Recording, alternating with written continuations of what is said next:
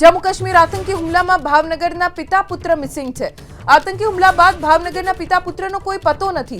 સ્મિત અને યતીશભાઈ પરમાર નામના વ્યક્તિનો કોઈ પતો હજી સુધી નથી લાગ્યો। ભાવનગર ડિઝાસ્ટર વિભાગ જમ્મુ કાશ્મીર પ્રશાસનના સંપર્કમાં છે। પિતા પુત્ર સ્મિત પરમાર અને યતીશભાઈ પરમાર આ બંને ક્યાં છે કોઈ જાણકારી નથી પ્રાપ્ત થઈ। ભાવનગરના પિતા પુત્રનો આતંકી હુમલા પછી કોઈ પતો જ નથી। ભાવનગર ડિઝાસ્ટર વિભાગ જમ્મુ કાશ્મીર પ્રશાસનના સંપર્કમાં છે અને આ બંને ક્યાં હોઈ શકે છે તેને લઈને જાણકારી મેળવવા માટે પ્રયત્ન કરી રહ્યા છે। તો બીજી તરફ પરમાર પરિવાર સતત એ પ્રાર્થના કરી રહ્યા છે કે જ્યાં પણ આ પિતા પુત્ર હોય સહી સલામત હોય।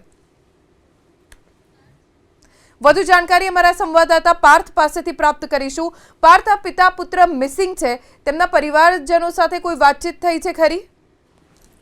એ જણાવી દઉં જે પ્રમાણે જમ્મુ કાશ્મીરમાં આતંકવાદી હુમલો થયો છે। આ હુમલાની ઘટનામાં આજે બંને પિતા પુત્ર છે તે હુમલાની ઘટના બાદ મિસિંગ થયા છે।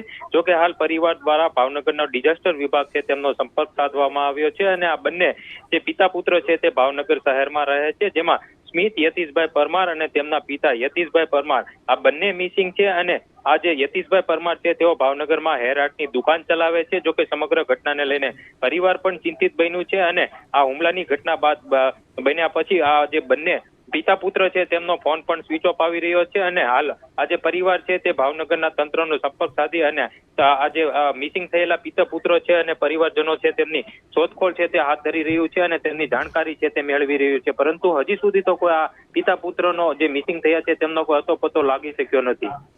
પાર્થ, આભાર જાણકારી આપવા માટે। તો હાલ ભાવનગર પ્રશાસન જમ્મુ કાશ્મીર પ્રશાસનના સંપર્કમાં છે અને પિતા પુત્રની કોઈ પણ વિગતો મળે તેવા પ્રયત્ન કરી રહ્યું છે। તો બીજી તરફ પરિવારજનો જે ભાવનગરમાં છે તે પણ ખૂબ ચિંતિત છે।